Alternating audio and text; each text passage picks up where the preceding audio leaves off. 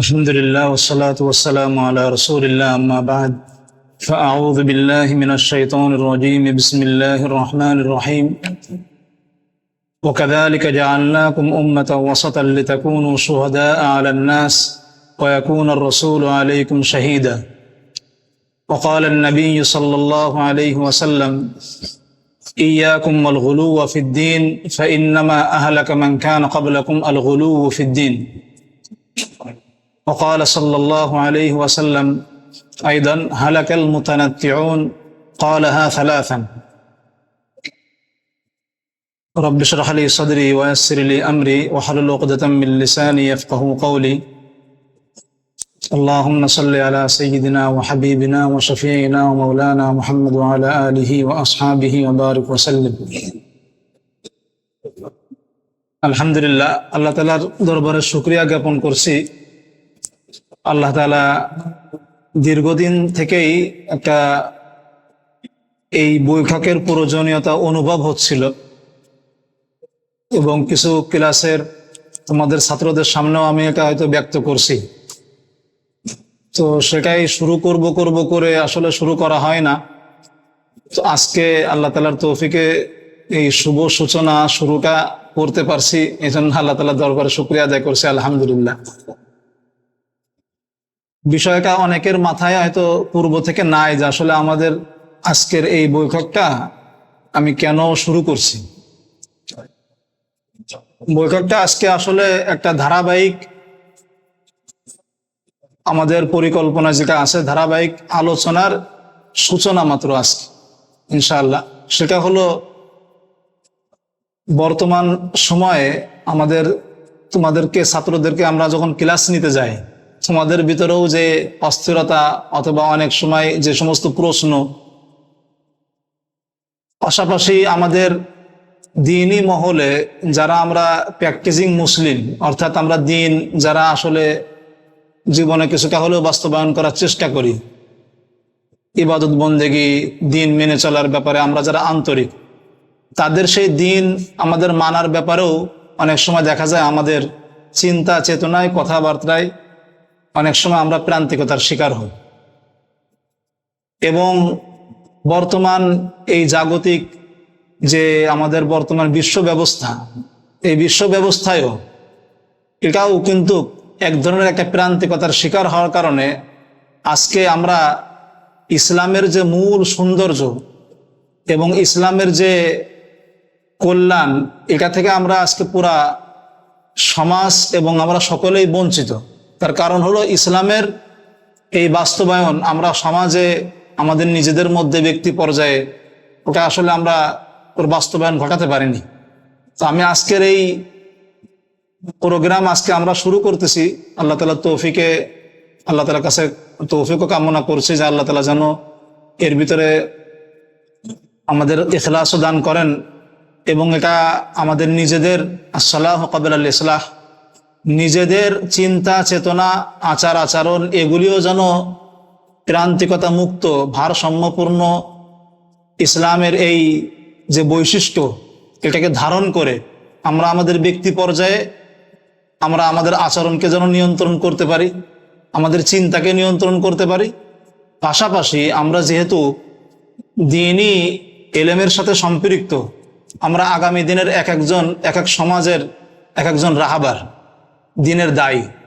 Abdullah Jahangir sir রহমতুল্লাহ আলাইহি, sir রহমতুল্লাহ আলাইহির কাছে যখন আমরা ছাত্র ছিলাম, পড়তাম, তখন স্যার রহমতুল্লাহ আলাইহির মুখে একাধিকবার এই কথাটা শুনছি। স্যার রহমতুল্লাহ আলাইহি বলতেন, একজন আলেমের কঠোরতা এবং প্রান্তিকতা হাজারো মানুষের কঠোরতা এবং প্রান্তিকতাকে কি করে তৈরি করে।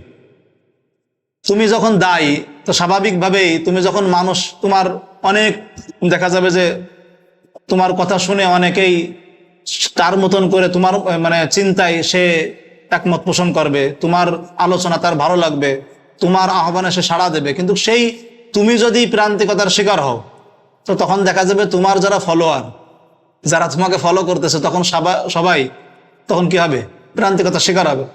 তো ঠিক এই কাজটাই আমাদের সমাজে বেশি এখন প্রচলিত। যখন আমরা এক একজন দায়ী, বিশাল একটা আমাদের অনুসারীদের সামনের কাতারে আমি একজন রাহাবার হিসাবে দাঁড়াচ্ছি, তখন আমার পিছনের এই হাজারো অনুসারী তারা তখন প্রান্তিকতার শিকার হচ্ছে আমার ওই প্রান্তিকতার মধ্য দিয়ে। এতে কি হচ্ছে, তখন এই যে মেরুকরণ সমাজে, আমরা এই চিন্তার সাথে আর একটা চিন্তা মানে মিলতেছে না, এই একটা ঝামেলা যে তৈরি হচ্ছে। এই জন্য আমরা চাচ্ছি যে আমাদের এলমিভাবে তোমাদেরকে শুধু কিতাব পড়াই তো আমরা আসলে দায়িত্ব থেকে মুক্ত হতে পারি না। আমাদের এটাও দায়িত্বের ভিতরে পড়ে যে তোমাদের চিন্তা চেতনা এটা যেন ইসলাম যেভাবে আমাদের থেকে চায় ওইটা যেন আমরা তোমাদেরকে তুলে ধরতে পারি, এবং এর মধ্য দিয়ে আমরা তখন বুঝবো যে আসলে এলমিভাবে প্রান্তিকতার শিকার কারা, কোন জায়গাটা ভারসাম্যতা রক্ষা করার দরকার। তো আমরা ওই জিনিসটাই আজকে ইনশাল্লাহ আলোচনা করব। সেই ভারসাম্যতা মানে এটা ইসলামের খাসিয়াত বা বৈশিষ্ট্য বলা হয়। বৈশিষ্ট্য মানে কি? বৈশিষ্ট্য মানে হলো যেটা শুধু ওই জিনিসের ভিতরে পাওয়া যাবে, অন্য জিনিসের ভিতরে কি যাবে না, পাওয়া যাবে না। আরবিতে বৈশিষ্ট্যের আরবি হলো কি খাসিয়াত, খাস সুন থেকে, অর্থাৎ যেটা তার সাথে শুধু খাস, অন্যের ভিতরে কি যাবে না, পাওয়া যাবে না।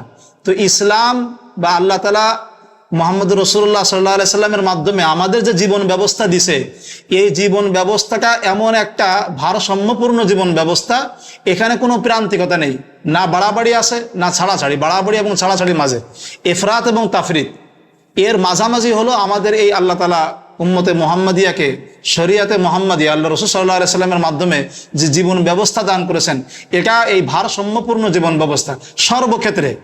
এটা বিশ্বাসের ক্ষেত্রে, ইবাদতের ক্ষেত্রে, আচার আচরণের ক্ষেত্রে, মানুষের সাথে লেনদেনের ক্ষেত্রে, সব অঙ্গনে, এক কথায় আমাদের জীবনের সর্বক্ষেত্রে এটা আমাদের এই ভারসাম্যপূর্ণটাকে ইসলাম আমাদের থেকে চায়। এটা বোঝানোর জন্য আল্লাহ রাসূল আল্লাহ তাআলা কোরআনে পাকে আমাদের এই উম্মতে মুহাম্মাদিয়াকে উম্মতে ওয়াসাত হিসাবে এটা আমাদেরকে পরিচয় তুলে ধরেছেন। এগুলো আমাদের বৈশিষ্ট্য। এই উম্মতের 3-4টা বৈশিষ্ট্য মোটা দাগে বলা হয়। তার ভিতরে সব থেকে বড় এবং গুরুত্বপূর্ণ বৈশিষ্ট্য হলো এই উম্মত ভারসাম্যপূর্ণ জাতি, এটা প্রান্তিকতার শিকার না। তো উম্মতে ওয়াসাত কোরআনে পাকে আল্লাহ তাআলা সূরা বাকারার 143 নম্বর আয়াতে, একেবারে সূরা বাকারার মিডিল এবং মাঝখানের আয়াতে, এই মাঝামাঝি আয়াতে আল্লাহ তাআলা এই উম্মতের এই বৈশিষ্ট্য তুলে ধরেছেন, ওয়া কাযালিকা জাআলনাকুম উম্মাতান ওয়াসাতা, যে আমি এভাবেই তোমাদেরকে ভারসাম্যপূর্ণ জাতি, অথবা এখানে উম্মাতান ওয়াসাতান অর্থাৎ তোমাদেরকে আদেল, ন্যায় নিষ্ঠাবান জাতি হিসাবে অথবা শ্রেষ্ঠ জাতি হিসাবে আমি তোমাদেরকে নির্ধারণ করেছি। তো আমাদের বৈশিষ্ট্য হলো আমরা ভারসাম্যপূর্ণ। ওয়াসাত শব্দটা, এখান থেকে আমরা আলোচনাটা শুরু করতেছি। ওয়াসাত শব্দটা যেহেতু ব্যবহার হয়েছে এই কোরআনে পাকে আমাদেরকে, এই উম্মতকে বোঝানোর জন্য, ওয়াসাত শব্দটা আরবিতে মূলত মৌলিকভাবে 3টি অর্থে ব্যবহার হয়। ওয়াসাত শব্দটা কোরআনে বিভিন্ন জায়গায় ব্যবহার হয়েছে, এদিকে দৃষ্টি আকর্ষণ করতেছি তোমাদের। ওয়াসাত শব্দটা যেমন আল্লাহ তাআলা কোরআনে উম্মাতান ওয়াসাতান, আবার অন্য জায়গায় বলছে ফাওয়াসাতনা বিহি জামা, অন্য জায়গায় বলছে ক্বালা আওসাতুহুম আলাম আকুল লাকুম লাউলা তুসাব্বিহুন, এরপরে মিন আওসাতিক মা তুতঈমুনা আহলিকুম ওয়া কিসওয়াতুহুম। এই আওসাত বা ওয়াসাত শব্দটা বিভিন্ন জায়গায় বিভিন্ন মুশতাক্কাতে কি হয়েছে, ব্যবহার হয়েছে। ওয়াসাত শব্দটা এটা আরবি ভাষায় এটা মূলত 3টি মৌলিক অর্থে এর প্রয়োগ বা ব্যবহার দেখা যায়। যদিও এটা তোমরা যারা কাফিয়া সরেজমি পড়তেছো তারা বুঝবা, একটা শব্দের যে দালালাত থাকে, দালালাত 3 প্রকার হয়, মুতাবাকি, তাজাম্মুনি এবং কি ইলতিজামি। ঠিক এই ওয়াসাত শব্দটা যে 3টি অর্থে ব্যবহার হয়, এটা তরিকে মানে দালালাতে ইলতিজামির পদ্ধতিতে সাধারণত, কারণ যে জিনিসটা মাঝে হয় ওই জিনিসটাই সে বা ওই ব্যক্তি যিনি 2 প্রান্তিকতার মাঝামাঝি থাকে, সে মূলত আদেল, ন্যায় নিষ্ঠাবান হয়। কারণ কারোর প্রতি সে ঝুঁকা না, কারোর প্রতি সে পক্ষপাতমূলক কথা বলে না, আচরণ করে না। তখন ওই ব্যক্তিটাকে আমরা বলি কি, এরকম অনেক সময় হয় না যে আমাদের ভিতরে ঝামেলা হচ্ছে, সালিসের জন্য তৃতীয় একটা পক্ষ, তো তৃতীয় একটা পক্ষ সে কি থাকতে হয়, নিরপেক্ষ থাকতে হয়। তো নিরপেক্ষ মানে সে এ দলেরও প্রতি দুর্বলতা নেই, কারোর প্রতি সে দুর্বলতার জায়গা থেকে কি বলতেছে না, কথা বলতেছে না। তো ওই যে ওইখান থেকে বিতরিকিল লাওয়াত ইলতিজাম, মানে অপরিহার্যভাবে একটা জিনিস যখন এরকম মাঝামাঝি হয়, কোনো ব্যক্তি যখন এরকম কোনো প্রান্তিকতার দুই প্রান্তের মাঝামাঝি হয়, তখন স্বাভাবিকভাবেই সে এরকম ন্যায় নিষ্ঠার প্রতীক হয়। তো এজন্য এই যে ওয়াসাত শব্দটা, এটা মৌলিকভাবে আমি বললাম আরবি ভাষায় তিনটি অর্থ প্রদান করে থাকে। এক নম্বর অর্থ হলো আদল। আদল বলা হয় আরবিতে যে কোনো ধরনের মুসাওয়াত, মানে সমতা এবং সুজা, এটা বোঝানোর জন্য আরবিতে আদল শব্দ কি হয়, ব্যবহার হয়।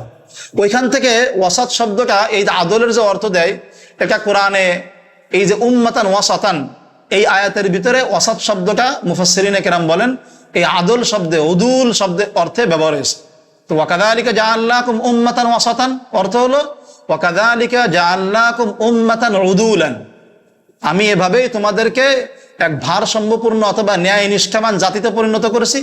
এর দলিল কি এখানে উদুল শব্দ, এই ওয়াসাত শব্দের অর্থ যে উদুল, পরবর্তী যে আয়াত লিতাকুনু শুহাদা আলান নাস, লাম লিতালিল, উদ্দেশ্য হলো যাতে করে তোমরা অন্য জাতির উপরে সাক্ষী হতে পারো। এটা অন্য হাদিসের ভিতরে আছে, কাল কিয়ামতের দিন উম্মতে মুহাম্মাদি অন্যান্য জাতি, অন্যান্য নবীর উম্মতের বিপক্ষে তারা কি দিবে, সাক্ষী দিবে। তো এতে সাক্ষ্যর জন্য কি লাগে, উদুল, আদালত লাগে। এই অর্থে কোরআনে আরো আর এক জায়গায় ব্যবহার হয়েছে ক্বালা আওসাতুহুম আলাম আকুল লাকুম লাউলা তুসাব্বিহুন, তো এখানে অর্থ হলো আই আদালুহুম। এমনি ভাবে আরবের ওই সময়কার কবিরা যে কবিতা ব্যবহার করত, ওই কবিতায়ও তারা ওয়াসাত শব্দটা এখানে আদল বা উদুলের অর্থে ব্যবহার করেছে। হুমু ওয়াসাতুন ইয়ারদাল আনামু বিহুকমিহিম, অর্থাৎ তারা ন্যায় নিষ্ঠাবান, সমস্ত মানুষ তাদের এই ন্যায় নিষ্ঠার জনিত হুকুমের কারণে, ফয়সালার কারণে তারা তাদের প্রতি সন্তুষ্ট। তাহলে এক নম্বর অর্থ পেলাম হলো আদল। দুই নম্বর অর্থ হলো খায়রিয়াত, মানে শ্রেষ্ঠত্ব বোঝায়, যেটা মানে ওয়াসাত শব্দের অর্থ হলো কি, শ্রেষ্ঠত্ব। সেখান থেকেই মূলত এই আয়াতের ভিতরে ইবনে কাসির রহমতুল্লাহ আলাইহি উম্মাতান ওয়াসাতান এই শব্দটার অর্থ উম্মাতান খিয়ারান করেছেন, যে আমি তোমাদেরকে শ্রেষ্ঠ জাতি করেছি। এখানে এই ওয়াসাত শব্দ থেকে ইবনে কাসির রহমতুল্লাহ আলাইহি খিয়ার এবং শ্রেষ্ঠ এই অর্থ উনি এখানে নিছেন। এবং এটা অন্যান্য জায়গাতেও ব্যবহার হয়েছে, যেমন আল্লাহ রসুল সাল্লাল্লাহু আলাইহি সাল্লামকে বোঝানোর জন্য আল্লাহ কান রাসূলুল্লাহ সাল্লাল্লাহু আলাইহি সাল্লাম আওসাতাল আরব নাসাবাহ, আল্লাহ রসুল সাল্লাল্লাহু আলাইহি সাল্লাম বংশীয়ভাবে আরবদের ভিতরে সব থেকে সম্ভ্রান্ত ছিলেন, শ্রেষ্ঠ বংশের কি ছিলেন, মানুষ ছিলেন। এবং এই শ্রেষ্ঠত্বটাই হযরতে আল্লাহ রসুল সাল্লাল্লাহু আলাইহি সাল্লামের যখন আম্মাজান খাদিজা রাদিয়াল্লাহু তাআলা আনহার সাথে বিবাহ হয়, তখন ওই বিবাহের যে খুতবা অথবা আল্লাহ আম্মাজান খাদিজার ওই বিবাহের যে প্রস্তাব, খুতবায় আর কি, হযরত মানে আবু তালেব আল্লাহ রসুল সাল্লাল্লাহু আলাইহি সাল্লামের চাচা, উনি কি করেন, খুতবা পাঠ করেন। ওই জায়গায় আল্লাহ রসুল সাল্লাল্লাহু আলাইহি সাল্লামের যে সিফাত এবং গুণ তিনি তুলে ধরেন ওই খুতবার মাঝে। তিনি বলেন যে কানা রসুল মানে সুম্মা ইন্না মুহাম্মদ ইবনে আব্দুল্লাহ হুয়া মান লা তুজানু বিহি ফাতান মিন কুরাইশিন ইল্লা রুজ্জিহা আলাইহি বিররান ওয়া ফাদলা, যে আল্লাহ রসুল সাল্লাল্লাহু আলাইহি সাল্লামের সাথে আরবের যাকেই, যে যুবককেই তুলনা করা হোক না কেন, আল্লাহ রসুল সাল্লাল্লাহু আলাইহি সাল্লাম শ্রেষ্ঠত্বের বিচারে, মর্যাদার বিচারে তার থেকে ছাড়াই যাবে। এই যে এখানে আল্লাহ রসুল সাল্লাল্লাহু আলাইহি সাল্লামকে কি করা হয়েছে, শ্রেষ্ঠ, এবং এখানে শ্রেষ্ঠ হিসাবে তুলে ধরা হয়েছে। তাহলে এখানে ওয়াসাত শব্দের অর্থ হলো খায়রিয়াত। ওয়াসাত শব্দের আর একটা অর্থ যেটা বেশি ব্যবহৃত, এবং এটাই আমাদের অনেক চিন্তা, আমরা ইনশাল্লাহ এখান থেকে অনেক দিকগুলো নিয়ে আলোচনা করব, সেটা হলো ফাদিলা বাইনার রাদিলাতাইন, দুটি নিন্দনীয় দুই প্রান্তের মাঝামাঝি উত্তম একটা অবস্থাকে বলা হয় হলো কি, ওয়াসাত। এখানে ওয়াসাত মানে একেবারে একটা সুজা অথবা কোনো দীর্ঘ কোনো জিনিসের একেবারে মেপে মাঝখানের ওই পয়েন্টটাই এখানে উদ্দেশ্য না। এখানে ওয়াসাত হলো বিমুকাবিলিত তরফ, প্রান্তের বিপরীতে বোঝানোর জন্য, প্রান্তের বিপরীত বোঝানোর জন্য এখানে কি শব্দ ব্যবহার হয়েছে, ওয়াসাত শব্দ ব্যবহার হয়েছে। এই অর্থে এটাকে আমরা বলতে পারি আত-তাওয়াজুনুল মাহমুদ, অর্থাৎ যে জায়গায় যতটুকু মানে ভারসাম্যতাকে একটা কাম্য, প্রশংসনীয়, ওটাই হলো এখানে ওসাত। যেমন আমরা এখানে কথার কথা একটা বই পড়বো, কিতাব, এখন কিতাবটা পড়তে গেলে যদি এত দূরে রাখি তো তখন দেখা যাবে কি ভালো দেখা যাচ্ছে না। আবার যদি একেবারে এরকম চোখের কাছে রাখি তখন কি হবে, দেখা যাবে না। তার মানে এখানে একটা মাঝামাঝি এমন একটা দূরত্ব বজায় রাখলে আমাদের পড়তে সুবিধা হয়। এই যে দূরত্বটা বজায় রাখলে সুবিধা হচ্ছে, এই দূরত্বটাই হলো কি এখানে তাওয়াজুন মাহমুদ, ওই দূরত্বটা এখানে বজায় রাখতেছি আমরা। ঠিক তেমনি ভাবে কথাবার্তা বলার ক্ষেত্রেও এই যে বাইনিয়া, একে বলা হয় দুই তরফের মাঝে, দুই প্রান্তের মাঝে মধ্যবর্তী এবং মাঝামাঝি যে জায়গা, এটা বোঝানোর জন্য কোরআনে এবং হাদিস এবং পুরা শরিয়াতের ভিতরে এটা দেখা যাবে যে আমাদের ব্যাপক এর উদাহরণ পাবো। কোরআনে আল্লাহ তাআলা এই জায়গার বাইনিয়াত বোঝানোর জন্য, অর্থাৎ মাঝামাঝি বোঝানোর জন্য ফাওয়াসাতনা বিহি জামা সূরা আদিয়ার ভিতরে ব্যবহার করেছে। সময়ের এই যে ভারসাম্যতা এবং মধ্যবর্তী সময়ের উত্তমতা, শ্রেষ্ঠত্ব বোঝানোর জন্য আল্লাহ তাআলা কোরআনে পাকে হাফিজু আলাস সালাওয়াত ওয়াস সালাতিল উস্তা, এই যে ওয়াস সালাতিল উস্তা ওয়া কুমু লিল্লাহি কানিতিন, এখানে সালাতে উস্তাকে অন্য সমস্ত সালাত, এখানে সালাতে উস্তা মুহাদ্দিসিন কিরামের ব্যাখ্যা হলো আসরের নামাজ, যেটা আল্লাহ রাসূল অন্য হাদিসে বলছেন আসরের নামাজ উদ্দেশ্য।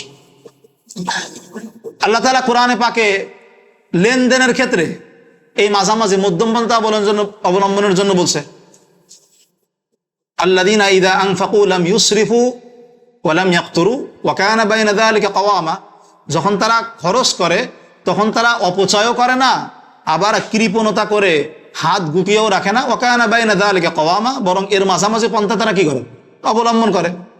ইবাদতের ক্ষেত্রে ওয়ালা তাজহার বিসলাতিকা ওয়ালা তুখাফিত বিহা ওয়াবতাগি বাইনা যালিকা সাবিলা, আওয়াজ নামাজ এটা বেশি উচ্চ স্বরেও পড়ো না, আবার নিম্ন স্বরে, বাইনা যালিকা ওয়াবতাগি বাইনা যালিকা সাবিলা, মাঝামাঝি পন্থা কি করো, অবলম্বন করো। আল্লাহ তাআলা আল্লাহ রাসূল সাল্লাল্লাহু আলাইহি ওয়াসাল্লামকে বলেছে ওয়ালা তাজআল ইয়াদাকা মাগলুলাতান ইলা উনুকিক ওয়ালা তাবসুতহা কুল্লাল বাসতি ফাতাকউদা মালুমান মাহসুরা, আপনি আপনার হাতকে এইভাবে খরচ করা থেকে গুটিয়ে রেখেন না কৃপণতা করে, আবার এমন ভাবে প্রসার করে দিয়েন না যে সব কিছু মানুষকে কি করে দিলেন, ব্যয় করে দিলেন, এতে দেখা যাবে আপনি তখন পরবর্তীতে আরো কষ্টে ভুগবেন। এই যে বাইনিয়াত, মাঝামাঝি অবস্থাটা কি করতে বলেছে আল্লাহ তাআলা, অবলম্বন করতে বলেছে। এই যে মাঝামাঝি যে অবস্থাটা, এটা মূলত আমাদের বুঝে আসে, এটা হলো আল্লাহ তাআলার এই যে সৃষ্টি। এখানে মাঝখানে একটা কথা বলে রাখি, সেটা হলো জ্ঞানের উৎস হলো মূলত দুই ধরনের। জ্ঞানের উৎস কয় ধরনের? দুই ধরনের। একটা হলো যে জ্ঞানের উৎস বলতে অর্থাৎ আল্লাহ তাআলার যে আয়াত বলি না আমরা, নিদর্শন, মানে যেটা আমাদেরকে আল্লাহ তাআলার পরিচয় লাভ করায়, যেটা মাধ্যমে আমরা আল্লাহ তাআলার রুবুবিয়াতের পরিচয় পাই, আল্লাহ তাআলার খালিকিয়াতের পরিচয় পাই, আল্লাহ তাআলা যে আমাদের স্রষ্টা, আল্লাহ তাআলা রাজ্জাক, আল্লাহ তাআলা আমাদের পালন কর্তা, এই সব কিছুর পরিচয় আমরা যে জিনিসের মাধ্যমে গুলোতে পাই, এগুলো সব হলো আয়াত, মানে নিদর্শন। এখন এই নিদর্শন দুই ধরনের। নিদর্শন কয় ধরনের? দুই ধরনের। একটা হলো আয়াতুল্লাহি ফিমা খালাক, আল্লাহ তাআলা এই সৃষ্টি জগতে যা কিছু সৃষ্টি করে রেখেছে এ সব কিছু আল্লাহ তাআলার নিদর্শন, আয়াত। এই জন্য পুরা বিশ্ব জগৎকে কি বলা হয়? আলম, তাই না? আলম মা ইউলামু বিহি শাই, অর্থাৎ যার মাধ্যমে একটা জিনিসের কি হয়, পরিচয় লাভ করা যায়, যার মাধ্যমে একটা জিনিসকে জানা যায়, চেনা যায়, মানে এটা প্রতীক, এটা নিদর্শন, আলামত। তো আলম এর মাধ্যমে আমরা আল্লাহ তাআলার পরিচয়, আল্লাহ তাআলার এই সৃষ্টির মাধ্যমে আল্লাহ তাআলার স্রষ্টার পরিচয় লাভ করি আমরা। আর একটা হলো জ্ঞানের উৎস হলো আয়াতুল্লাহি ফিমা আমারা আও শারআ, আল্লাহ তাআলা যে শরিয়াত আমাদেরকে দান করেছে, আল্লাহ তাআলা যে আদেশ নিষেধ করেছে, যেটাকে আলমে আমর বলে, আল্লাহ তাআলা যে বিধিবিধান আমাদেরকে দান করেছে, ওই বিধিবিধানের ভিতরেও আমরা দেখবো আল্লাহ তাআলার এই যে ভারসাম্যতার একটা কি আছে, এখানে ব্যাপক মিল আছে। এই যে দুটি জগৎ, একটা হলো সৃষ্টি জগৎ, আর একটা হলো আল্লাহ তাআলার এই যে আমরের বা শরিয়াতের বিধিবিধানের যে সাইড বা জগৎটা, এই দোনোটার ভিতরে একেবারে সুন্দর একটা মিল আছে। এই মিলটা আমরা যদি বুঝতে পারি, যেমন আমরা সৃষ্টিগত আল্লাহ তাআলা কোরআনে যেখানে আল্লাহ রাসূল সাল্লাল্লাহু আলাইহি ওয়াসাল্লামের গুণ বর্ণনা করেছে, আল্লাহ তাআলা বলছে বাশীরান ওয়া নাযীরা, তাই না? আল্লাহ তাআলা আল্লাহ রাসূলকে বলেছে আপনি উনি সুসংবাদদাতা, আবার কি ভীতি প্রদর্শনকারী, সতর্ককারী। এখানে শুধুই একতরফা সুসংবাদদাতা না, আল্লাহ তাআলা যখন নিজের গুণ বর্ণনা করছে, আল্লাহ তাআলা শুধু রহমান, রহিম, গফুর না, আল্লাহ তাআলা এর সাথে আবার কি কাহ্হার, হ্যাঁ, আল্লাহ তাআলা এর সাথে মালিক, আল্লাহ তাআলা কাইয়ুম, এগুলো আল্লাহ তাআলা কি করেছে, বর্ণনা করেছে। আল্লাহ রাসূল সাল্লাল্লাহু আলাইহি সাল্লাম ওনার ভিতরে দেখবা খালক এবং খুলুক। খালক মানে তার বাহ্যিক যে গঠন, আর খুলুক মানে তার চারিত্রিকতা। আল্লাহ রাসূল সাল্লাল্লাহু আলাইহি সাল্লামের ব্যাপারে হাদিসে আছে কানা রিবাআতান মিনাল কওম।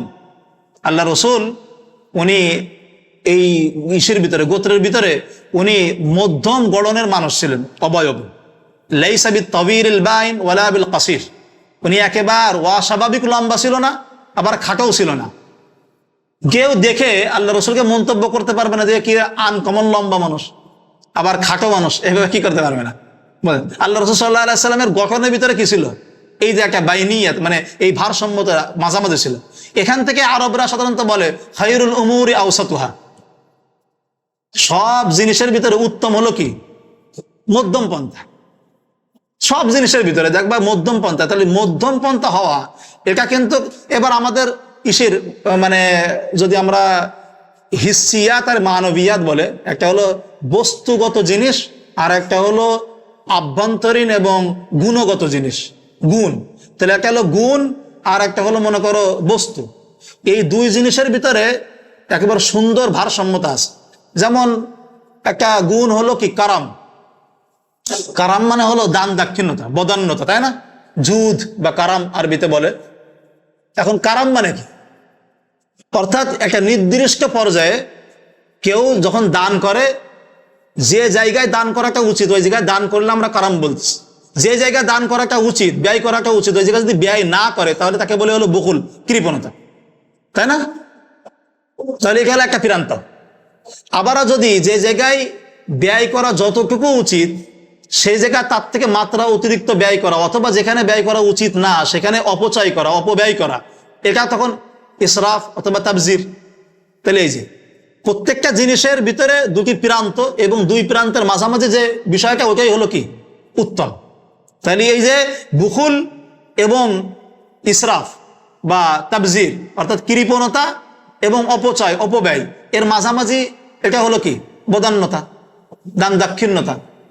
ঠিক তেমনি ভাবে সাজা অথবা সুজা, বাহাদুরি, সাহসিকতা, এটা কি সাহসিকতার এই দুই প্রান্ত হলো কি, একটা হলো জুবুন মানে হীনমন্যতা, ভীরুতা, ভীরুতা, আর একটা হলো কি তাহাউর মানে জুলুম, অবিচার।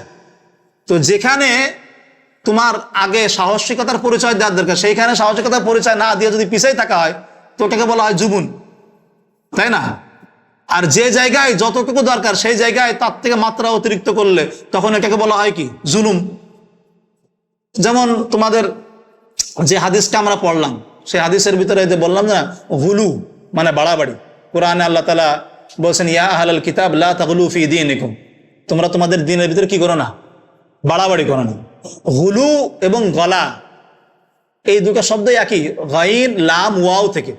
তা যখন এই যে মদ তৈরি করা হয় না, অথবা আঙ্গুরের যে রস, অথবা খেজুরের নাবি যে তামার যেটাকে বলে, এটা যখন ই করা হয় তো ওয়াস্তাদ্দা ওয়াল গালা, তোমরা ফিকের কিতাবে পড়িছো, যখন এটাকে জাল দেওয়া হয় তখন ওটা যখন এরকম ওর ভিতরে কি আসে, ওই যে উতলায়, উতলায় ওটা যখন মাত্রা অতিরিক্ত চলে যায় তখন তার ভিতরে এক ধরনের নেশার ভাব তৈরি হয়। তো ওটাকে বলা হয় হিসিয়াতের ক্ষেত্রে, মানে যে জিনিসটা বস্তুগত ওই ক্ষেত্রে ব্যবহার হলো গলা। আর মানবী অর্থাৎ গুণের ক্ষেত্রে এটা ব্যবহার হয় হলো হুলু। এজন্যই যে দিনের ব্যাপারে যেখানে আল্লাহ তাআলা যতটুকু দিন পালন করার ব্যাপারে বলেছে ওইখানে তার থেকে বেশি অতিরিক্ত বাড়ায় দিন পালন করা, এটা হলো বাড়াবাড়ি। যেমন হাদিসে আল্লাহ রাসূল বলেছেন ইন্না দ্বীনা ইউসরুন ওয়া লা ইউশাদ্দা দ্বীন আহাদুন ইল্লা গালাবা ফাসাদ্দিদু ওয়া কারিবু। দিন একটা সহজ, কিন্তু এই দিনটাকে তোমরা বেশি নিজেদের উপরে কি করো না, কঠিন বানায় নিও না।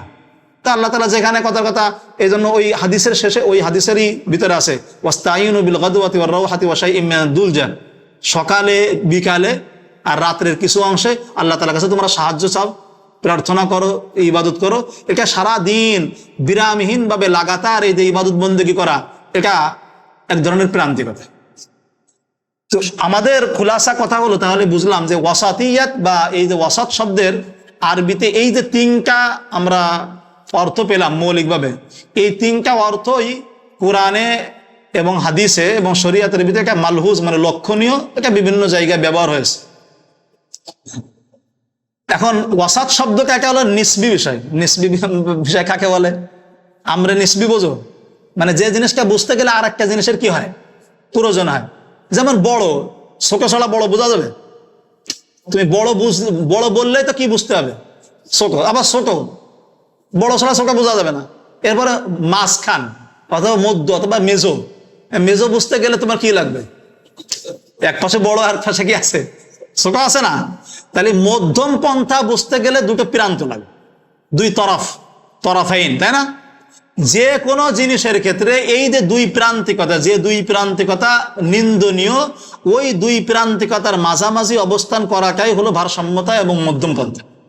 এখন আমাদের এখানে এবার চিন্তা করতে হবে সেই দুই প্রান্তিকতাটা আসলে সব ক্ষেত্রে কি কি, বিশ্বাসের ক্ষেত্রে কি, ইবাদতের ক্ষেত্রে কি, চিন্তা চেতনার ক্ষেত্রে কি। এটা আমরা প্রত্যেকটা দুই প্রান্তিকতা, যেমন আমাদের শরীরে আল্লাহ তাআলা আমাদেরকে একটা হলো গঠন, খলক, মাথা থেকে পা পর্যন্ত এবং বাইরে এবং ভিতরে স্ট্রাকচার আছে না, এটাকে বলা হয় খলক। আর একটা হলো খুলুক। খুলুক মানে যেটা দেখা যায় না। এই খলক এবং খুলুক এই দুইয়ের ভিতরে, এবং মাদ্দা এবং রূহ, মাদ্দা বলা হয় যেটা এই যে বস্তু, কংক্রিট মানে বস্তু যেটা। আর একটা হলো রূহ, রূহ মানে যেটা আসলে দেখা যায় না, অনুভব করতে হয়। যেমন আমাদের চোখ আছে না, চোখ চর্মচোখ, চর্মচোখ এটা কি আসলে দৃষ্টি শক্তি নাকি? চোখ এটা হলো জাহের, এটা হলো মাদ্দা। আর এর ভিতরে যে দৃষ্টি শক্তি এটা হলো রূহ, চোখের কি। তাহলে চোখ আছে কিন্তু দৃষ্টি শক্তি নেই, হতে পারে না? আবার কান আছে কিন্তু শ্রবণ শক্তি নেই, হতে পারে না? শরীর আছে কিন্তু ভিতরে সে জান বা প্রাণ নেই। এই যে তাহলে শরীর এবং প্রাণ, আত্মা এবং শরীর, এই দুইটা মনে করো দুইটা দিক। এখন আমার চিন্তা, আমাদের কর্ম, এগুলো যদি এই দুইটাকে ভারসাম্যতা রেখে যে জীবন ব্যবস্থায় এই দুইটাকেই গুরুত্ব দেওয়া হয়েছে, ওই জীবন ব্যবস্থাটা ভারসাম্যপূর্ণ হবে। কিন্তু আমরা দেখি বর্তমান বস্তু জগতে শুধু শরীরের প্রতি কি করা হয়েছে, বেশি গুরুত্ব দেওয়া হয়েছে, বাহ্যিক জিনিসের প্রতি গুরুত্ব দেওয়া হয়েছে, আত্মার প্রতি কোনো কি নেই, তেমন গুরুত্ব নেই। কিন্তু এর বিপরীতে আবার কিছু ধর্ম আছে, যেমন বৌদ্ধ ধর্ম ইত্যাদি, যেগুলোতে মূলত আসলে নিজের উপরে যত নিপীড়ন চালানো যায়, নিজের শরীরের উপরে যত বেশি কষ্ট দেওয়া যায় এবং নিজের আত্মার উপরে যত বেশি দমন পীড়ন চালানো যায়, তত বেশি তাদের কাছে হলো উৎকর্ষ সাধন করা যায়। তো এখানে তারা বেশি আত্মার দিকে ঝুঁকে পড়েছে, শরীরের প্রতি কি দেয়নি, গুরুত্ব দেয়নি। দুনিয়ার জগৎ এবং আখিরাতের জগৎ, এই যে দুটো, প্রত্যেক জিনিসের এরকম দুই প্রান্তিকতা। এই দুই প্রান্তিকতা আমরা যখন বুঝবো, তখন আমাদের ভিতরে আমরা নিজেরাই সিদ্ধান্ত নিতে পারবো যে আসলে আমাদের এখানে ভারসাম্যপূর্ণ কথা এবং কাজ এটা কি হওয়া উচিত। এই ভারসাম্যপূর্ণতা, এই মাঝামাঝি মধ্যম পন্থা, এটাই দেখবা সব কিছুর এখানে মূলত ওই শক্তির একটা দলিল। এজন্য যে আমরা যখন যৌবনকে আসলে কোরআনে কি বলা হয়েছে, হুয়াল্লাযী খালাকাকুম মিন দুরফিন সুম্মা জাআলা মিন বাদি দুরফিন কুওয়া সুম্মা জাআলা মিন বাদি কুওয়াতিন দুরফা ওয়া শাইবা। দুই কুওয়া বাইনা দুআফাইন, অর্থাৎ দুই দুর্বলতা, একটা হলো দুআফুত তুফুলা আর একটা হলো দুআফুশ শাইখুখা। একটা হলো শৈশবের দুর্বলতা আর একটা হলো বার্ধক্যের কি। এই দুই দুর্বলতার মাঝামাঝি হলো কি যৌবন। এজন্য যৌবনে কি হয়, শক্তি থাকে। তাহলে যে কোনো জিনিসের মাঝামাঝি হওয়া, মধ্যম হওয়া, এটা হলো শক্তির প্রতীক। দিনের বেলায় সূর্য ওঠে, সূর্য যখন শুরুতে ওঠে তখন ওর যে আলোর যে কিরণ, ওর যে প্রখরতা, সূর্য যখন একেবারে মধ্য গগনে দ্বিপ্রহারে থাকে তখন ওর প্রখরতা সব থেকে বেশি না। আবার যখন এবার ভাটা যায়, প্রত্যেকটা জিনিসের এরকম কি আছে, উত্থান পতন, জোয়ার ভাটা আছে। ওই যে মাঝামাঝি অবস্থানটা, এটা হলো প্রত্যেকটা জিনিসের সর্বোচ্চ পর্যায়ের ওর যে শক্তি, ওর যে শ্রেষ্ঠত্ব, এটা মূলত এটা কি করে আমাদেরকে বোঝায়। এই যে পুরা আমাদের দ্বীন ইসলাম শরিয়ত, এই শরিয়তের ভিতরেও আমরা এই জিনিসটাই ভারসাম্যতা বজায় রেখেছেন।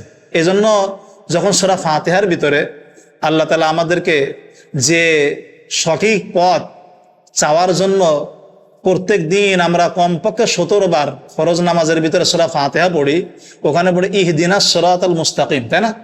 সিরাতুল মুস্তাকিম মানে সরল সঠিক একেবারে সোজা পথ। সোজা কিসের সোজা পথ?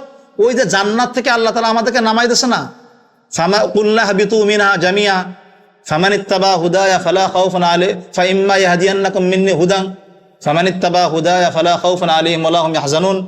আল্লাহ তাআলা জান্নাত থেকে আমাদেরকে নামাই দিয়েছে, ওই জান্নাতে যাওয়ার জন্য আল্লাহ তাআলা আবার কি বলেছে, আমার পক্ষ থেকে একটা হিদায়াত যাবে, সঠিক পথ যাবে। ওই সোজা সঠিক পথ যে ধরে জান্নাত থাকতে পারবে সে সোজা কোথায় পৌঁছাবে? জান্নাতে। এজন্য আল্লাহ রাসূল সাল্লাল্লাহু আলাইহি ওয়াসাল্লাম হাদিসে একটা দাগ কেটে এরকম বুঝায় যে খাত্তা খাত্তান মুস্তাকিমান। আল্লাহ রাসূল সাল্লাল্লাহু আলাইহি ওয়াসাল্লাম একটা দাগ দিলেন, সোজা দাগ দিয়ে বললেন হাদা সাবিলুল্লাহ, এটা হলো আল্লাহর রাস্তা। ওয়া খাত্তা খুতুতান, এরপরে ওই সাইডে ইয়ামিনান ওয়া শিমালান, ডানে এবং বামে অনেকগুলি ছোট ছোট রাস্তা আল্লাহ রাসূল সাল্লাল্লাহু আলাইহি ওয়াসাল্লাম এঁকে দেখালেন। এরপরে বললেন যে হাদা সুবুলুশ শাইতান, হাদিহি সুবুলুশ শাইতান, এগুলো হলো শয়তানের রাস্তা। প্রত্যেক রাস্তায় শয়তান কি আছে? বসে আছে। এই যে বক্রতা, সোজা জায়গা থেকে বাঁকা হয়ে যাওয়া, এটাই হলো মূলত ওই যে ভ্রান্তের পথ। এজন্য যখন আমাদেরকে আল্লাহ তাআলা সিরাতে মুস্তাকিম এই চাওয়ার মানে সিরাতে মুস্তাকিমের উপর চলার জন্য দুয়া শিক্ষা দিয়েছে, ওই দুয়ার পরে আল্লাহ তাআলা বলেছে সিরাতাল লাযীনা আনআমতা আলাইহিম গায়রিল মাগদুবি আলাইহিম ওয়ালাদ-দাল্লিন। মাগদুবি আলাইহিম এর মেসদাক বর্ণনা করা হয়েছে ইহুদি। মেসদাক মানে এর দ্বারা উদ্দেশ্য নেওয়া হয়েছে ইহুদিদেরকে, কিন্তু কোরআনের এটা হাদিসে আল্লাহ রাসূল সাল্লাল্লাহু আলাইহি ওয়াসাল্লাম বলেছে ডাইরেক্ট ইহুদিরা উদ্দেশ্য, কিন্তু কোরআনের একটা মূলনীতি হলো আল ইবরা লিউমুমিল লাফজ লা বিখুসুসিল মাওরিদ, যে কোরআনে যে শব্দটা আল্লাহ তাআলা ব্যবহার করেছে ওই শব্দের ব্যাপকতা অনুযায়ী এটা আমাদেরকে কি করবে? হিদায়াত দেয়। এজন্য যারা মাগদুব কারা? মাগদুব ওই যে যারা সঠিক পথ থেকে বক্র হয়ে বাঁকা হয়ে গেছে। এই বাঁকার আরবি হলো জায়গুন। এই জন্য যে বনি ইসরাইলের ব্যাপারে আছে না, ওয়াইদ ক্বালা মূসা লিকওমিহি ইয়া কওমি লিমা তু'যুনানি ওয়া ক্বাদ তা'লামুনা আন্নী রাসূলুল্লাহি ইলাইকুম ফালাম্মা যাগু আযাগাল্লাহু কুলুবাহুম। ওই যে তারা সোজা পথ থেকে কি হয়ে গেছে? বক্র হয়ে গেছে। আমরা আল্লাহ তাআলার কাছে দোয়া করি রব্বানা লা তুযিগ কুলুবানা বাদা ইয হাদাইতানা ওয়া হাব লানা মিন লাদুনকা রাহমা, যে আল্লাহ আপনি যেন আমাদেরকে সঠিক পথ দেওয়ার পরে এরপরে আবার কি করে দেন না, আমাদের অন্তরকে বাঁকা করে দিয়েন না। এখন এই যে জিনিসটা আমরা এই যে কনসেপ্ট আমি বারবার এই জিনিসটা আলোচনা করে আজকে যে জিনিসটা আমরা দাঁড় করাতে চাচ্ছি, তাহলে যে কোনো জিনিসের শ্রেষ্ঠত্বের প্রতীক হলো কি হওয়া? মাঝামাঝি অবস্থানে থাকা, তাই না? যে কোনো জিনিস শক্তির প্রতীক হলো কি? মাঝামাঝি হওয়া। ঐক্যের প্রতীক হলো মাঝামাঝি হওয়া। ঐক্যের প্রতীক কিভাবে মাঝামাঝি হওয়া? দায়রা, একটা গোল বৃত্ত, মাঝখানে একেবারে ওর যে নুক্তা হয়, নুক্তা মানে মাদার, যে একেবারে মাঝখানে যে পয়েন্টটা, ওই পয়েন্ট থেকে প্রান্তের সব দাগগুলি সম পর্যায়ের দূরত্ব বজায় রেখে কি হয়? ছড়াই সেটাই পড়ে না? প্রত্যেকটা দাগ যে মিলিত হয় কোথায়? ওই যে মাঝখানের সে নুক্তাতে, মাঝখানে সে পয়েন্টে। কিন্তু পরস্পরের ওই দাগগুলো একটা আর একটার সাথে কি হয় না? মিলিত হয় না। তা আমাদের যে মানুষটা এবং যার চিন্তা চেতনা এবং উম্মতে মুসলিমা এবং ইসলাম ধর্ম এই যে ভারসাম্যপূর্ণ, তার মানে এটা হলো ওই দায়রা মাঝখানের সেই কেন্দ্রীয় ওই পয়েন্টের মতন, যে সমস্ত প্রান্তিকতার ঊর্ধ্বে গিয়ে ওই আমাদের ভারসাম্যপূর্ণ একটা জাতি হিসাবে, ভারসাম্যপূর্ণ একটা জীবন ব্যবস্থা হিসাবে আল্লাহ তাআলা এখানে দিয়েছে। এবং এখান থেকে যারা যতটা শিক্ষা পড়েছে তারা ততটা বেশি প্রান্তিকতার শিকার। যেমন আমাদের এই যে হাতে অনেক সময় দেখা যায় যে ওই মানচিত্রে দেখা যাবে যে মাঝখানের মিডিল একটা ওই যে কি আছে, উত্তর মেরু এবং দক্ষিণ মেরুর মাঝখানে যে দাগটা আছে না, সোজা দাগ, ওই সোজা দাগটা ওই যে 0 পয়েন্টে যেখানে, ওটা হলো কিন্তু সোজা বিষুব রেখা। ওই যে সোজা দাগটা এর পাশ দিয়ে যে দাগগুলি, সব দাগগুলি থেকে অল্প অল্প করে বাঁকা হতে হতে হতে হতে হতে কি করেছে, শেষ পর্যন্ত গেছে না? তো যে মানুষটা, সবাই কিন্তু এক পর্যায়ের ওই ভারসাম্যতা থেকে দূরে না, প্রান্তিকতার শিকার না। কেউ একটু বেশি শিকার, কেউ একটু কম শিকার। এখন এই প্রান্তিকতার শিকার এটা কতটুকু কে, এটা আমরা তখন বুঝতে পারবো যখন আমাদের ওই দুই প্রান্ত সব ক্ষেত্রে আমরা তখন মেনটেন করতে পারবো। দলিলের ক্ষেত্রে আমরা যে কোরআন হাদিসের দলিলের ক্ষেত্রে করতে গিয়ে তখন দেখবা যে তোমরা পড়তেছো যেহেতু আকল এবং নকল, এই কথাটা শোনো না, আকল এবং কি নকল মানে যুক্তি এবং কথার কথা আল্লাহ তাআলার পক্ষ থেকে যে আয়াত এবং আল্লাহ রসুলের পক্ষ থেকে যে হাদিস, যে নকল বর্ণিত হওয়া নস। এখন এখানে এক শ্রেণী হয়তো আকলকে পুরো মুআত্তাল, এখানে অকর্ম বাতিল ঘোষণা করে পুরো নকলে জাহের উপরে আমল করে, তখন এনারাও এক ধরনের প্রান্তিকতার শিকার। আবার আর এক শ্রেণী নকলকে বাদ দিয়ে আকলকে প্রাধান্য দেয়, তারাও আর এক ধরনের প্রান্তিকতার শিকার। বরং এখানে ইমতেজাজ, এই যে দুইয়ের মাঝামাঝি মানে সমন্বয় করা, আকলে সরিহ এবং নকলে সহি, যেটা একেবারে সুস্পষ্ট যৌক্তিক বিষয়, এটার মাঝে এবং সঠিক প্রমাণিত নকলের মাঝে আসলে কোনো ধরনের কোনো কি নেই, বৈপরীত্য এবং সাংঘর্ষিকতা নেই। এই যে এই জিনিসগুলো আমাদের মানে বুঝতে হবে। আমাদের বর্তমানে যে বিশ্ব ব্যবস্থায় যে বস্তুবাদ বুঝতে গেলে তখন আমরা বুঝবো যে আসলে এই বস্তুবাদে কিভাবে প্রান্তিকতার শিকার। বস্তুবাদে এই যে আমরা যখন বস্তুবাদ বলতে আমরা বোঝাচ্ছি আসলে মূলত মাহসুসি শাই, পঞ্চ ইন্দ্রিয় গ্রাহ্য যে সমস্ত জিনিস, চোখে দেখে, কানে শুনে, চর্মে এই যে কাজ করে, হ্যাঁ, নাক দিয়ে ঘ্রাণ নিয়ে, এগুলির মাধ্যমে আমরা যে মালুমাত এবং জ্ঞান অর্জন করি, এগুলোর ভিতরে শুধু ক্ষান্ত থাকে। কিন্তু এর বাইরেও আর একটা জিনিস কি আছে, যেমন আত্মা আর শরীর। আত্মার কি এর কোনো অস্তিত্ব আমরা সরাসরি এভাবে মাহসুসি চাই না তো, এটা গায়রে মাহসুসি মানে এমন জিনিস যেটা আসলে কি করা যায় না, দেখা যায় না, ধরা যায় না, ছোঁয়া যায় না। ঠিক তেমনি ভাবে দুনিয়া দৃশ্য জগৎ, আখেরাত পরকাল অদৃশ্য জগৎ, কবরের জগৎ, স্রষ্টা আল্লাহ তাআলা এটা অদৃশ্যে, সৃষ্টি এই যে পুরা জগৎটা একটা দৃশ্যে। এই যে দুই প্রান্ত, এই দুই প্রান্তের এই প্রান্তিকতা যারা মেনটেন মানে যারা এই প্রান্তিকতার শিকার, তাদের ভিতরে দেখবা তাদের জীবন ব্যবস্থা বর্তমান বস্তুবাদের ভিতরে। আমরা এটা নিয়ে সামনে দিনগুলোতে ধারাবাহিকভাবে ইনশাল্লাহ আলোচনা করব। আলোচনা আজকে আমরা মানে গুছায় আনতে চাই, যে আলোচনাগুলো সামনে আসবে। এই যে বর্তমান পুঁজিবাদ, ক্যাপিটালিজম, সোশ্যালিজম, সমাজতন্ত্র, এই সমস্ত বিষয়গুলোর ভিতরে এই যে দুই মেরুকরণ এবং প্রান্তিকতা বুঝতে গেলে আমাদের এই যে এই দুইটা প্রান্ত বুঝতে হবে, যে ওনারা কোন প্রান্তে। আর ইসলামের সৌন্দর্য বুঝতে গেলে তোমার এই ভারসাম্যতাকে বুঝে আসবে যে আল্লাহ তাআলা আলা ইয়ালামু মান খালাকা ওয়া হুয়াল লাতীফুল খাবীর, যিনি সৃষ্টি করেছেন আমাদেরকে, উনি আমাদের জীবন ব্যবস্থা দেওয়ার ক্ষেত্রে আমাদের ফিতরাতের সাথে সঙ্গতি রেখে আমাদের জীবন ব্যবস্থাটাকে উনি কি করেছেন, প্রণয়ন করেছেন। এই জন্য কোরআনে আল্লাহ তাআলা বলছেন ইন্না হাযাল কুরআন ইয়াহদি লিল্লাতী হিয়া আকওয়াম, এই কোরআন যে মানে জীবন ব্যবস্থা দেয় এবং দিক নির্দেশনা দেয়, সলিউশন দেয়, এই সলিউশনটা হলো সব থেকে আকওয়ামাই আসওয়াব, যে কোনো বিষয়ের সিদ্ধান্তের ক্ষেত্রে সব থেকে পারফেক্ট এবং সব থেকে গ্রহণযোগ্য এবং সব থেকে শক্তিশালী পন্থা হলো কোরআনের দেওয়া কি পন্থা, যে কোনো বিধানের ক্ষেত্রে, আমরা যে কোনো সমস্যার ক্ষেত্রে। এই জন্যই আমাদের এই দিনকে বলে আদ-দীনুল কাইয়িম। ওই যে বললাম প্রথমে, কিয়াম শব্দকে কওমুন থেকে, কফ ওয়াও মিম, এখান থেকে কিয়াম মানে দাঁড়ায় সোজা হয়ে, এখান থেকেই হলো ইস্তেকামা মুস্তাকিম সরল সঠিক পথ, এখান থেকে হলো কাইয়িম, এখান থেকে আকওয়াম, এ সব হলো ওই যে মূলত ওই ধাতু থেকে মানে কফ, ওইখান থেকে অর্থ হলো সুজা সঠিক।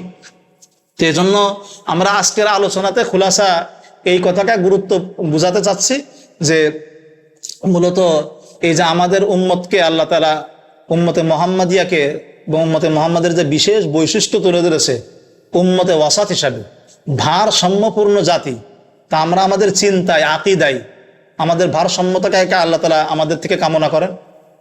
আমাদের আচরণে এটা ভারসাম্যতা বজায় রাখতে হবে, আমাদের কথাবার্তায় ভারসাম্যতা, আমাদের এলমি যে চিন্তা অথবা গবেষণা, এক্ষেত্রেও যদি আমরা ভারসাম্যতার পরিচয় দিতে পারি, তাহলে ইনশাআল্লাহ আমরা এলমি অঙ্গনেও আমরা ওই প্রান্তিকতার কি হব না, শিকার হব না। এখান থেকে আমরা ইসলামের শুরু থেকে নিয়ে এ পর্যন্ত যত ধরনের ভ্রান্ত মতবাদগুলো এইভাবে তৈরি হয়েছে, তাদের ওই প্রান্তিকতাগুলো আমরা এখান থেকে তুলে ধরব। খাওয়ারেজ, জাহমিয়া, কাদেরিয়া, মুতাজিলা, শিয়া, এই সমস্ত যে ফিরকাগুলো, ভ্রান্ত ফিরকাগুলো আহলুস সুন্নাত ওয়াল জামাতের বাইরে, তারা যে কি প্রান্তিকতার শিকার, এটা আমরা তখন আহলুস সুন্নাত ওয়াল জামাতের ওই পরিচয় তুলে ধরার মধ্য দিয়ে ওনাদের প্রান্তিকতা আমরা যদি বুঝি, তখন আমরা নিজেরাই সিদ্ধান্ত নিতে পারবো যে আসলে কোন ক্ষেত্রে আমাদের চিন্তাটা কেমন করা উচিত। কথা বোঝাতে পারলাম? এজন্য আপনারা পরবর্তী বৈঠকে আমরা ইনশাল্লাহ চেষ্টা করব ধারাবাহিকভাবে এই পয়েন্টটা, আমরা একটা পাকাতন তৈরি করতে চাচ্ছি। সামনের দিনে আমরা ধারাবাহিকভাবে অনেক আলোচনা করব, কিন্তু সে আলোচনার মূল বেস এবং পাকাতন হলো এই ভারসাম্যতাকে অবলম্বন করে আমরা সামনের দিনে আলোচনা করব। উদ্দেশ্য কি?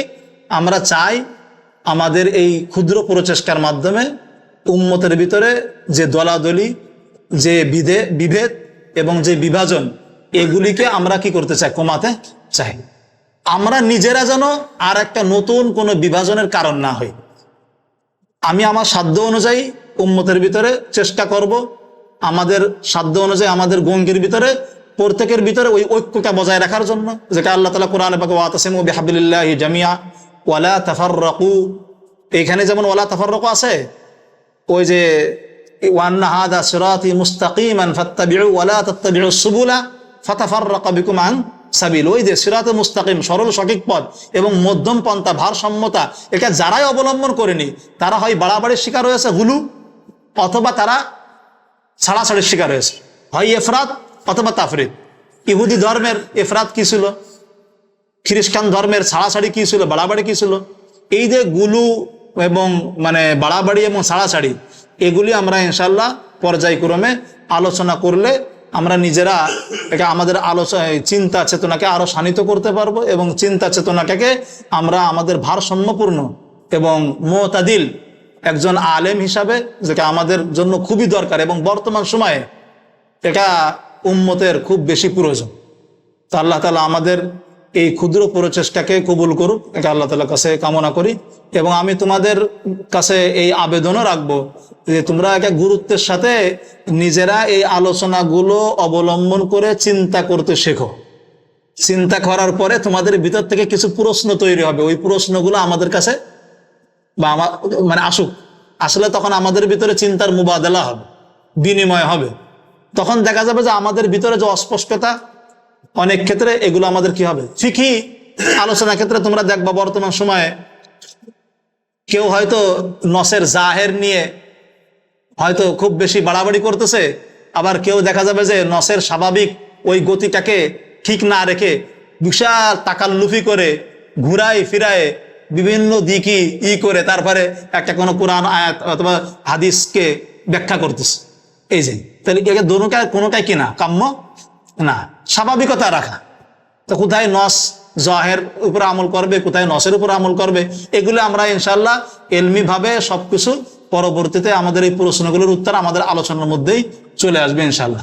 তো আজকের খুলাসা কথা এখানে শেষ করতেছি। আল্লাহ তাআলা তৌফিকে আমরা আল্লাহ তাআলার কাছে এই তৌফিক কামনা করতেছি আগামী দিনে আমাদের এই যে সৎ উদ্দেশ্যে এবং ভালো উদ্দেশ্যে আমরা যে চেষ্টাকে শুরু করছি, আল্লাহ তাআলা যেন এর উপর অবিচল থাকার এবং এর ভিতরে বরকত দান করে একটা ধারাবাহিকতা বজায় রাখার তৌফিক আল্লাহ তাআলা দান করেন। আর এই মধ্যম পন্থার এবং ভারসাম্যতার যে ধারণাটা আমরা পেলাম, এই ধারণাটাকে পুঁজি করে এর উপর ভিত্তি করে আমরা ইনশাল্লাহ এর শাখাগত যে আলোচনাগুলো আছে এবং প্রত্যেকটা জিনিসের যে দুই প্রান্তিকতা আছে, এই প্রান্তিকতাগুলো সামনের দিনে আমরা ইনশাল্লাহ এক একটা করে ধরে ধরে কি করব, আলোচনা করব। وآخر دعوانا الحمد لله رب العالمين سبحان الله وبحمده سبحانك اللهم وبحمدك أشهد أن لا إله إلا أنت أستغفرك وأتوب إليك